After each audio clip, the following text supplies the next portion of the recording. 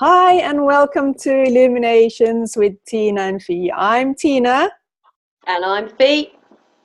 Today we're going to share with us some nuggets, which we this time will call mindfulness nuggets, based on the stuff that we've been talking about in the last two episodes. Fi, I know that you are keen to share your little nuggets that you've brought with you today, so I'll hand it over to you. Thank you, Tiina. So, first of all, I'd like to recommend this book called Mindfulness, a practical guide to finding peace in a frantic world, written by Mark Williams and Danny Penman. Mark Williams was one of the originators of the MBCT course, full of ideas around formal practice, and even more brilliant, CD in it, where it has the practices that you can sit and listen to. So, fab. So that's the formal kind of idea around mindfulness, and it's really structured course in there and you can work your way through it. The second one I'd like to share with you is about the informal practice, which I've learned from doing mindfulness is as powerful, as good as training the mind. And for example, it's choosing one thing a day that you just focus in on doing. And you think about either you're making your first drink in the day, or brushing your teeth, or washing up, but just focusing in on one activity a day, and notice when you kind of go off into other thoughts, just with curiosity and loving kindness, come back to the brushing of the teeth and enjoy the mindfulness of that.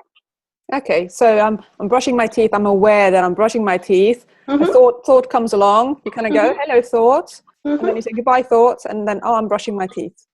Is that okay? Yeah, you can watch your thought float away on a cloud. That's how some people do it. Or you just notice it with curiosity and go, oh, yeah, there's a thought. Okay, back to brushing my teeth. Okay, that's simple enough, isn't it? I mean, that doesn't take extra time or anything. No. Okay, brilliant. I'll move on to my nugget then. Ah, you do. I'm excited about your nugget. Oh dear. Well, actually, I was going to not focus in on the mindfulness. We had an episode where we talked about sitting with an emotion or letting it go. Like, when do we know to sit with it or to let it go? And I'd like to go to Brené Brown for that one, actually.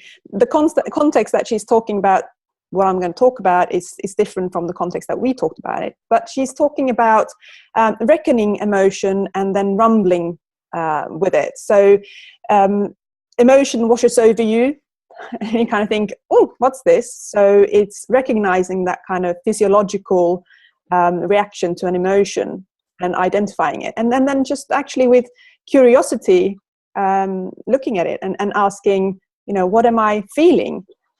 And what else do I need to know? Is there anything else I need to find out? So again, like you mentioned, curiosity, looking at it with curiosity. And the second stage is then to rumble with it, because usually we have an emotion washes over us, and then we have a story that we start telling ourselves a story. So she recommends that we then look at that story and actually write it down and ask ourselves some questions. And these are questions. What story am I making up? What's true? And what do you need to know more about? And I was thinking, especially when we're trying to understand if we should sit with an emotion or let it go, I think at that point we can kind of go, okay, this is interesting. Maybe I need to sit with this or talk to somebody about this and kind of clear it up of what's actually going on. Or you kind of go, this is an old story. Okay, this is the emotion from that story that I'm making up. Okay, I just need to let it go because this is the old record just playing and playing. There you go. That's a nugget, Brené Brown. There's a wonderful interview with Chase Jarvis and Brené Brown where she talks more about that. And I'll put that link on at the end. And then I think you have one more nugget. One more nugget, which is really fascinating because after we did that session, I belonged to a book club. And what got chosen for the book for the month was Reconciliation by Thich Nhat Hanh.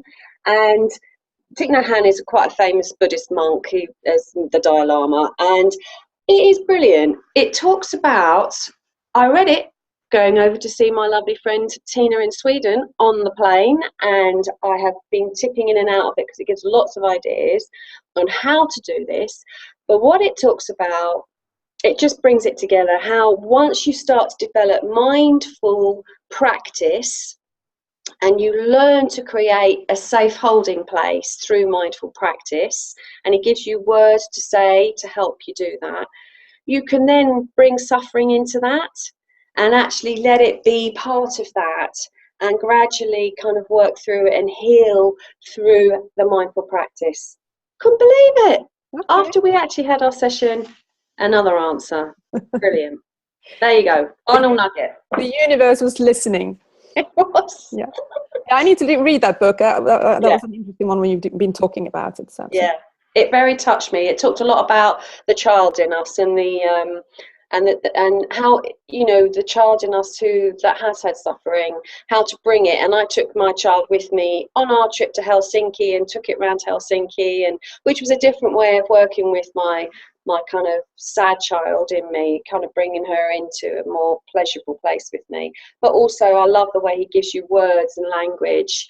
As for someone who finds sitting still quite a challenge, having words to speak and say is brilliant. So it's really been very helpful for me. Mm-hmm. Oh, brilliant. It sounds a little bit abstract, but I think that once reading that book, it might, it obviously clarifies more. Well, for people who do mindful practice, it's really helpful because it's an extension on how you can sit within a safe holding place of mindful practice and bring suffering. But for people who have never done mindful practice, it's just another way of looking how you can develop mindful practice. He gives you literally stages on how to do that, rather than rather than sitting, you actually have words on breath in and breath out, which for someone like me works very well. And some people, don't need words. They don't need guidance, meditations. They kind of very happy to sit.